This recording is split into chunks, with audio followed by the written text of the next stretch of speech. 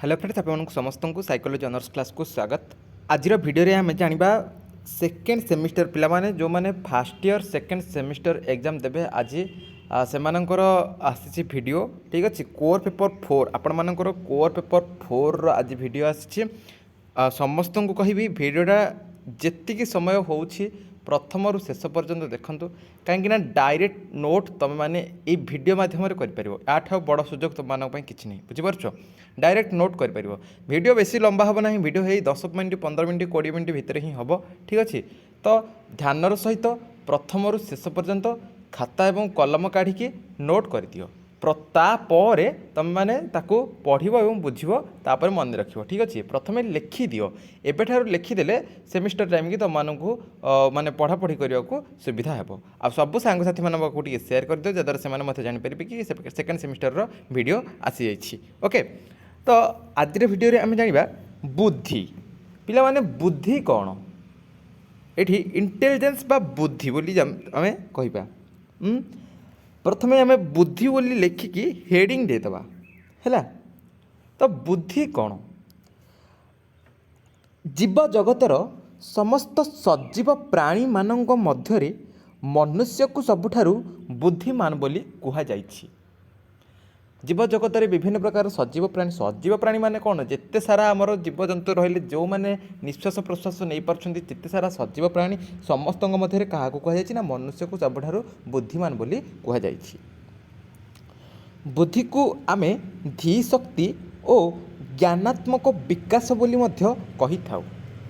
हाँ second semester पिला माने तमे जेहेतु गोटे सेमिस्टर देछ तेणु ये साइकोलोजी रे थिबा साइकोलोजिकल वार्ड जाक टिके तुमको माने मन रखिबारे टिके कौन डिफिकल्ट लागिवो किंतु तुम मैंने बारंबार प्रैक्टिस करके पढ़ीदे कि ना से पार्टी रे आपे आपे तुम उच्चारण हो ठीक अच्छे। तो कौन देला ना बुद्धि को आम धी शक्ति और ज्ञानात्मक विकास बोली मध्य कहि थाउ। जो व्यक्ति शीघ्र शीघ्र समवयस्क मानक तुलनारे समस्त कथा बुझी पारे प्रश्नर उत्तर सठिक भाव में दे थाए एवं चंचल दे थाए परिवेष्टनी माने परिवेश है परिवेष्टनी थिबा उद्दीपक मानक संपर्क को शीघ्र धरी पारे अल्प समय मध्य जटिल गाणितिक समस्यार समाधान करिबारे सक्षम हुए कम परिश्रम करी अधिक पारदर्शिता लाभ करिथाए। आमे साधारणतः से ही व्यक्ति को बुद्धिमान बोली कही थाउ ठीक अच्छे। नेक्स्ट पॉइंट दब कौन ना साधारणतः गोटे पिलाटी जदि चालाक एवं चतुर होता है तार मानसिक तीक्ष्णता रही से कौन सी कार्य को दक्षतार सहित करें ताको आम बुद्धिया बोली कही थाउ नुहे कि गोटे बुद्धिमान व्यक्ति समाज रे खाप खुआई चलुथुबारु समस्तंकर प्रिय भाजन होइथाए। आमे समस्ते जानिछंती जे मनुष्य सृष्टिर सर्वश्रेष्ठ प्राणी और सर्वापेक्षा बुद्धिमान। नेक्स्ट पॉइंट कौन दब मनुष्य तार बुद्धि बल नाना प्रकार उद्भावन और आविष्कार करने सहित गवेषणा बल प्रकृति को जय कर पारिछि। अन्यान्य जीवजगत तुलन में मनुष्यर स्थान सर्वोच्च अटे। मनुष्य निजर बुद्धि बल विभिन्न गवेषणा करी अन्यान्य ग्रह जगत रे प्रवेश करने को उद्यम करुछि। नेक्स्ट पॉइंट दब मनुष्य तार प्रखर बुद्धि बल किपरि ग्लोबल वार्मिंग को प्रतिहत करी विश्व को प्रलय मुखर रक्षा करा जाय परिबो सेथिपई उद्यम चलाइछि। साधारणतः विश्वास करा जाय जे जो पिलामाने परीक्षा रे भल फल प्रदर्शन करिथांती सेमाने केवल बुद्धिया किंतु पाठ पढ़ी नथिबा लोक माने मध्य बुद्धिमान अटंती। परवर्ती गोटे आर मार्क दब पिला माने एमती आर मार्क तुमको बतई दूसरी केमती लिखियो प्रोसेस मध्य कहि दूसरी एमती गोटे आर मार्क दब सेठी कोन लिखिबो ना बौद्धिक और ज्ञानात्मक विकास को प्रभावित करुथबा उत्पादक बुद्धिर परिमाण को निर्णय करिथांती फल केतेक व्यक्ति कम बुद्धिया और अन्य केतेक व्यक्ति अधिक बुद्धिया होइथांती ठीक अच्छे। तापरे एमती पुणी आउ गोटे आर मार्क दब लिखिबो कौन ना अनुवंश कमा देकी लिखिबो परिवेश एवं ता पाखरे ଓ ଦେଇକି ଲେଖିବ କ'ଣ धी शक्ति याकू हेडिंग देदेव ठीक अच्छे। तो तापर कौन लिख ना धी शक्तिर निर्णायक गुड़िक मुख्यतः दुई भाग में विभक्त कर धी शक्तिर जो निर्णायक गुड़िक रही दुई भाग में विभक्त कर गोटे हूँ कौन प्रथम एमती एमती आई देदेव ना वन देदेव एक नंबर देव कौन ना अनुवंश जनित कारण एवं दुई हूँ कौन परिवेश जनित कारण ठीक अच्छे। अनुवंश जनित कारण परिवेश जनित कारण एबे तापर कौन करवा ना आम अनुवंश जनित कारण बा एमती आर मार्क देकी लिखिदेवा कौन अनुवंश अनुवंश देकी ताकू हेडिंग देदेवा। अनुवंश जनित कारण गुड़िक मध्य वंशानुक्रमिक कारण कहुई थाए। जैविक गठन रे भिन्नता जोगु धी शक्ति रे जो भिन्नता देखा जाए ताकू आनुवंशिक कारण कहुई थाए। ताकू कौन कह जाए आनुवंशिक कारण है आनुवंशिक आनुवंशिक कारण बोली कहुई पारे। नेक्स्ट पॉइंट दब न्यूमैन मुझे लिखिदेवी कि टी लिखिदे ना परवर्ती पॉइंट दब कौन न्यूमैन न्यूमैन तापर दब फ्रीमैन है कमा देकी लिख फ्रीमैन ओ हेलिंजर हेलिंजर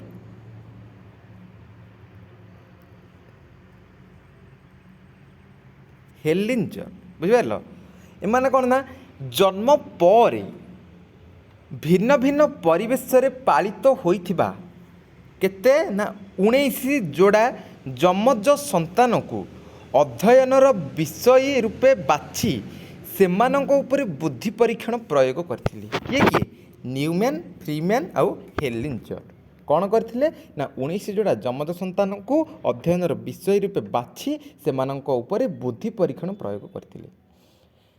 तो ये फलाफल कौन जड़ागला ना फलाफल जनागला जे प्रत्येक जोड़ा जमज संतान भिन्न भिन्न परिवेश रे वृद्धि लाभ करथिले मध्य प्राय समान परिमाणर धी शक्तिर अधिकारी होइथिले। अन्य एक अध्ययन रे केते ना 88 जोड़ा बुझिपारछ याकू मन रख अन्य एक अध्ययन रे 88 जोड़ा जमज संतान उपरे बुद्धि परीक्षण प्रयोग करथिले। सेमानंको मध्यरु अर्धेक एकाठी लालित पालित होइथिले एवं अन्य अर्धेक कौन करथिले भिन्न भिन्न व्यक्ति द्वारा भिन्न भिन्न परिवेश रे लालित पालित होइथिले। गप आकार स्टोरी जमती आम मन रखा जाए सेमती ही मन रखी आराम से मन रही बेसी किसी कष्ट नहीं बुझिपारछ। तो एकाठी लालित पालित होइथिले एवं अन्य अर्धेक भिन्न भिन्न परिवेश भिन्न भिन्न व्यक्ति द्वारा भिन्न भिन्न परिवेश रे लालित पालित होइथिले। एकाठी लालित पालित होइथिबा जमज संतान मानकर धी शक्ति 77 भाग बा 77% रही बेले अलगा परिवेश रे लालित पालित होइथिबा जमज संतान बा जमजंकर धी शक्ति रे केते 76 बा 76 भाग सह संबंध रही थिला। अन्य केतेक अध्ययन रे देखा देइछि जे परिवेष्टनी को परिवर्तन करिबा पूर्वरु धी शक्तिर परिमाण ओ प्राक विद्यालय स्तर रे परिवर्तन करिबा परे धी शक्तिर परिमाण मध्यरे उच्च सकारी सह संबंध रही है। तापर नेक्स्ट पॉइंट दब नेक्स्ट पॉइंट रे कौन लिखिबो ना ब्लेवट लिखि दउछि कौन ब्लेवट ब्लेवट ब्लेवट को अन्य एक अध्ययन बुद्धि सहित अनुवंशर गभीर संपर्क रहिथिबार लक्ष्य कराଯାଇଛି। धी शक्तिर वंशानुक्रमिक लक्षण सबु जीन माध्यम उत्तराधिकारी सूत्र रे पिता माता ठारू संतान संतानी मानक पाखक आसी थाए। जमज पिलांक मध्यरे बुद्धिर सर्वाधिक सामंजस्य देखा देई थाए कारण जाँला पिला गोटिए अंडारू जात होई थांती बुझिपारछ। एटा आमे पढ़िचे फास्ट सेमिस्टर रे है सेकेंड आमर फास्ट सेमिस्टर कोर 2 रे पढ़िचे बुझिपारछ। जमज संतान कौन ना जमज पिला माने जाँला पिला जमज बा जाँला गोटिए अंडारू जात होई थांती। नेक्स्ट आसले आमर किए स्मिथ कौन स्मिथ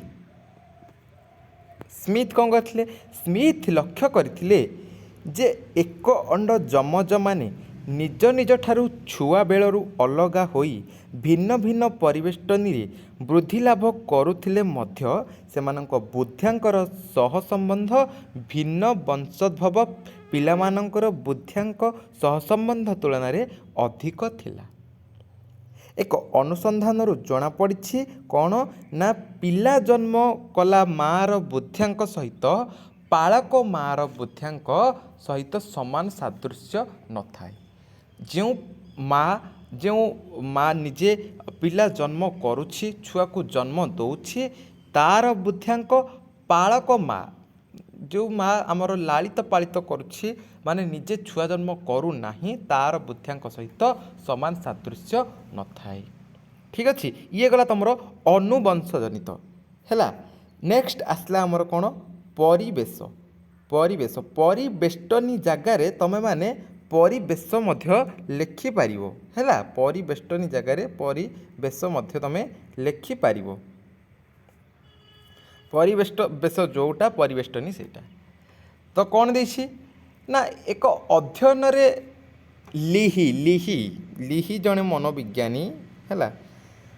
ଏକ ଅଧ୍ୟୟନରେ ଲିହି ଗୃହ ପରିବେଶର ବୃଦ୍ଧି ଉପରେ କିଛିଟା ପ୍ରଭାବ ଥିବାର ଲକ୍ଷ୍ୟ କରିଥିଲେ। ନେକ୍ସଟ ତୁମେ କ'ଣ କରିବ, ଏମିତି 1 ନମ୍ବର ଦେଇଦେବ, ନମ୍ବର 1 ଲେଖିଦେବ। ହୁସେନ ଜଣେ ମନୋବିଜ୍ଞାନୀ, ସିଏ ତାଙ୍କ ମତରେ କ'ଣ ହେଇଥିଲା ଦେଖ। ହୁସେନ ବୋଲି ଲେଖିକି ଏମିତି ତୁମେ ହେଡି ଦେଇଦେବ। 1935 ଯୋଡ଼ି ପୁରୁଷ ଯମଜ ସନ୍ତାନଙ୍କର ଏକ ଗୁରୁତ୍ୱପୂର୍ଣ୍ଣ ଧୀଶକ୍ତି ଉପରେ ଅନୁବଂଶ ଓ ପରିବେଶର ପ୍ରଭାବ ଉପରେ ଅଧ୍ୟୟନ କରିଥିଲେ। କିଏ? ହୁସେନ ହେଲା। ସେ ଲକ୍ଷ୍ୟ କରିଥିଲେ ଏକ ଯୋଡ଼ା ଯମଜଙ୍କ ପାଇଁ ପରିବେଶ ସମାନ ଥିଲେ ସେମାନଙ୍କର ଧୀଶକ୍ତି ସମାନ ରହିବ। ବୁଝିପାରୁଛ କ'ଣ ଦେଲା ନା ଏକ ଯୋଡ଼ା ଯମଜଙ୍କ ପାଇଁ ପରିବେଶ ସମାନ ଥିଲେ, ଯଦି ପରିବେଶଟା ସମାନ ରହିଛି ତେବେ ସେମାନଙ୍କର ଧୀଶକ୍ତି ସମାନ ରହିବ। କିନ୍ତୁ ଏହି ତଥ୍ୟରୁ ପରିବେଶ ଓ ଅନୁବଂଶର ଗୁରୁତ୍ୱ ସମ୍ପର୍କରେ କୌଣସି ସୂଚନା ମିଳିନଥିଲା। ଭେରନୋନ୍ ଆସିଲେ ତାପରେ କିଏ? ଭେରନୋନ୍। ଏସବୁ ମନୋବିଜ୍ଞାନୀ ନାମଗୁଡ଼ିକୁ ଟିକେ ମନେ ରଖ, ତାକୁ ଲେଖିବାରେ ବହୁତ ମାନେ ତୁମର ଫାଇଦା ରହିବ। ବୁଝିପାରୁଛ, ଏସବୁକୁ ତୁମେ ମେନସନ୍ କଲେ ତୁମର ଭଲ ମାର୍କ ଆସିବ।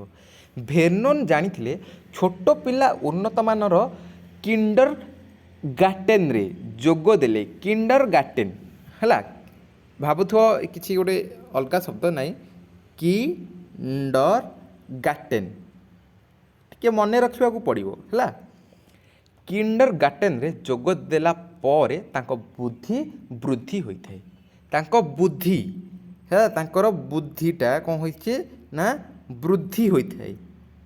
ବୃଦ୍ଧି ଅଲଗା, ବୁଦ୍ଧି ଅଲଗା। ବୁଦ୍ଧି ମାନେ କ'ଣ ତୁମର ବୁଦ୍ଧି ଯେଉଁଟା ଆମେ ଯେଉଁଟା କହୁଛେ ଆମର ବୁଦ୍ଧି, ଇଣ୍ଟେଲିଜେନ୍ସ ବା ବୁଦ୍ଧି। ବୃଦ୍ଧି କେଉଁଟା? ଗ୍ରୋଥ, ଆମର ଯେଉଁଟା ବଢ଼ୁଛି। ବୁଝିପାରୁଛ, ବୃଦ୍ଧି ସରିଗଲା। ତାପରେ ଆସିଲା ଆମର କିଏ ନା ଭେରନୋନ୍କୁ ହ୍ୱାଇଟ୍। ଭେରନୋନ୍ ଆଉ ହ୍ୱାଇଟ୍ଙ୍କ ମତରେ ଦୁଇରେ ଆସିଲେ କିଏ? ଭେରନୋନ୍ ଆଉ ହ୍ୱାଇଟ୍।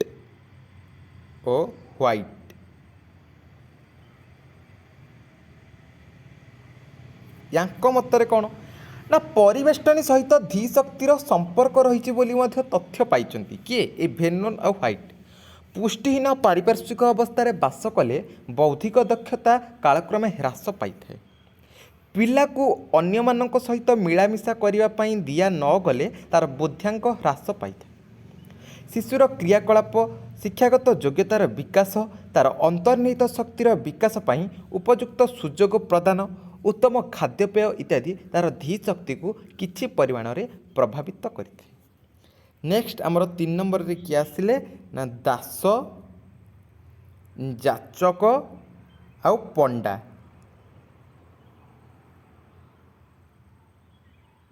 ଦାସ, ଯାଚକ ଆଉ ପଣ୍ଡା ହେଲା। ତୁମେ ଏମିତି ମନେ ରଖିବ ହେଲା, କିଛି କଷ୍ଟ ନାହିଁ। टाइटल को लेकिन मन रखिपर दास किए दास जदि थी दास कौन सांगसाथी निज टाइटल एमती नहीं जाचक टी मन रखा पड़े पुणी पंडा है या पढ़ी दियो 2-4 थर पढ़ीदे ना मन रही ये वार्ड को प्रथम उच्चारण कर डायरेक्ट मुझे तुम कहीदे तुम तो एमती डायरेक्ट भेरनन ह्वाइट दास जाचक पंडा है यू कह मानने डायरेक्ट पाटर उच्चारण करें किंतु जब उच्चारण करदे तो भल कथा कि डायरेक्ट तो उच्चारण करहबनी है तुमने प्रथम ये सबको 4-5 थर लेखें पढ़ तापर तुमने उच्चारण करके चेष्टा कर उच्चारण करने चेष्टा कर मन रखिदेव ठीक अच्छे।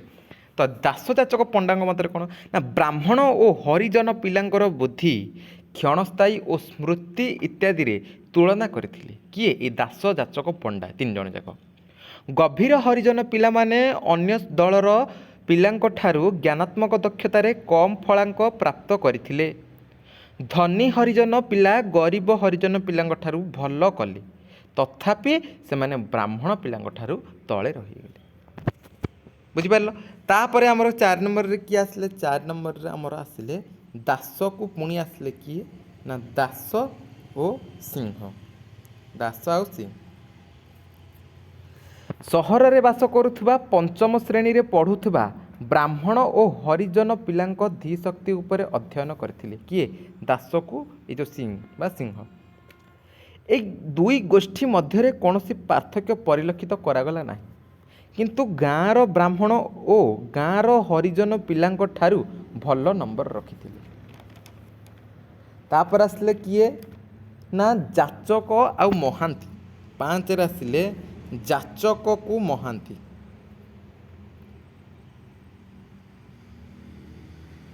जाचक महांती मत कौन एक अध्ययन रे भाषागत दक्षता ज्ञान उपरे निम्न सामाजिक आर्थिक अवस्थार प्रभाव लक्ष्य करथिले उच्च आर्थिक और सामाजिक अवस्थार पिला माने सामाजिक आर्थिक दल ठारू परीक्षा अधिक नंबर रखिथिले शिशु अन्य मानक सहित मिलामिशा करने को सुजोग दिया न गले शिशु को तार बुद्ध्यांक कमी जाए शिशु विकास बुद्धि को आहुरी वृद्धि करते। नेक्स्ट आसला स्किल्स और डे बा डाए बोली आम कहीपर एमानंकर मतरे कौन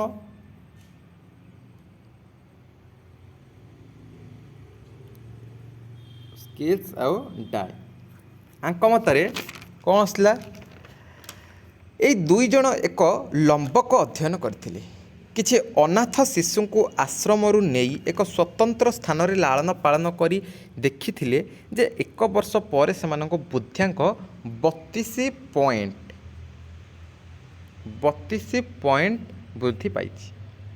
नेक्स्ट आसला तुमर कौन संस्कृति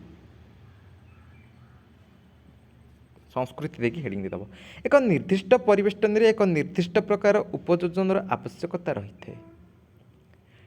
तापर आसले किए ना स्ट्राउट लिखिदे स्ट्राउट सिंहल और अमेरिका कॉलेज पिलामानंक बुद्ध्यांक को तुलना करी देखिथिले जे सिंहल पिला माने अमेरिका पिलांक ठारू अधिक नंबर रखिले। सिंहल संस्कृति रे भाषागत कृतित्व उपरे अधिक गुरुत्व दिया जाउथबारु से माने परीक्षा रे भल नंबर रखि परिथिले। देन आसला तापरे कोन ना लिंग धी शक्ति अनेक प्रकार योग्यता को नहीं गठित ये स्वतंत्र योग्यता मध्यरु केते थर पुओ माने एवं केते थर झियो माने भल नंबर रखी थिले हैला ये जो स्वतंत्र योग्यता रही है केते थर पुओ माने आ केते थर झियो माने भल नंबर रखिथिबार परीक्षण तथ्यरु प्रमाण मिलिछि हैला कि तेणु पुओ और झियोंकर बुद्धि रे कोनोसी तारतम्य नाही। तापरे नेक्स्ट आसला हमर कोन ना हेल्थ बा हम कहि परबा स्वास्थ्य स्वास्थ्य आसला कौन स्वास्थ्यर धीशक्ति सहित सकारी संपर्क रही स्वास्थ्यवान पिलामानंकर धीशक्ति साधारणतः अधिक होता है। ये मतामत को टर्म्यान अग्राधिकार देइछन्ति किए देइछन्ति टर्म्यान अग्राधिकार देइछन्ति। तापर आसला परिवारर आकार नेक्स्ट पॉइंट तुम आर मार्क देखि लिखो कोन परिवारर आकार परिवारर आकार सहित धीशक्तिर निम्न और नकारी सहसंबंध रही बोली गिल और हेउरे ଗିଲ୍ ହେଲା, କିଏ ଗିଲ୍ ଓ ହେଉରେ, ଏଇ ଦୁଇ ଜଣଙ୍କ ଅଧ୍ୟୟନରୁ ବା ଗବେଷଣାରୁ ଜଣାପଡ଼ିଛି। ଠିକ୍ ଅଛି, ତ ବର୍ତ୍ତମାନ ଆମେ ଜାଣିଲେ କ'ଣ ନା ବୁଦ୍ଧି ଜାଣିଲେ, ଏବଂ ବୁଦ୍ଧିର ଯେଉଁ ନିର୍ଣ୍ଣାୟକ ରହିଛି ଅନୁବଂଶ ଜନିତ ଗୋଟେ ରହିଛି ଏବଂ ପରିବେଶ ଜନିତ କାରଣ ଗୋଟେ ରହିଛି, ଦୁଇଟା ଯାକ ଆମେ ଜାଣିଲେ। ଅନୁବଂଶରେ କ'ଣ କ'ଣ ରହିଛି, କେମିତି କ'ଣ ହେଇଥିଲା, କେତେ ଭାଗ ସେମାନଙ୍କର ସହସମ୍ବନ୍ଧ ରହିଥିଲା, ବ୍ଲୋଏଟ୍ କ'ଣ କହିଥିଲେ, ତାପରେ ଯମଜ ସନ୍ତାନମାନଙ୍କ ମଧ୍ୟରେ ବୁଦ୍ଧି ଲାଭ ସମାନ ଆସିଥିଲା ନା ଅଲଗା ଅଲଗା ଆସିଥିଲା, ସେସବୁ ଜାଣିଲେ। ପରିବେଷ୍ଟନୀ ବା ପରିବେଶରେ ଆମର ହୁସେନ, ଭେର୍ନନ୍, ହ୍ୱାଇଟ୍, ଦାସ, ଯାଚକ, ପଣ୍ଡା, ସିଂ, ତାପରେ ସ୍କିଲ୍, ତାପରେ ଆମର ଯେତେ ଯାକ ଅଲଗା ରହିଲା ସବୁ ସଂସ୍କୃତି, ଲିଙ୍ଗ, ସ୍ୱାସ୍ଥ୍ୟ, ଏସବୁ ସମ୍ପର୍କରେ ଜାଣିଲେ। ନେକ୍ସଟ ଭିଡ଼ିଓ ଆପଣମାନଙ୍କ ପାଇଁ ଆସିବ ଗାର୍ଡନରଙ୍କର ବହୁବିଧି ଉପାଦାନ ଧୀଶକ୍ତି ତତ୍ତ୍ୱ ଗାର୍ଡନରଙ୍କର ରହିଛି, ଆଉ ଗୋଟେ ଷ୍ଟେନବର୍ଗଙ୍କର ରହିଛି। ଏ ତିନିଟା ମୋଷ୍ଟ ଇମ୍ପୋର୍ଟାଣ୍ଟ।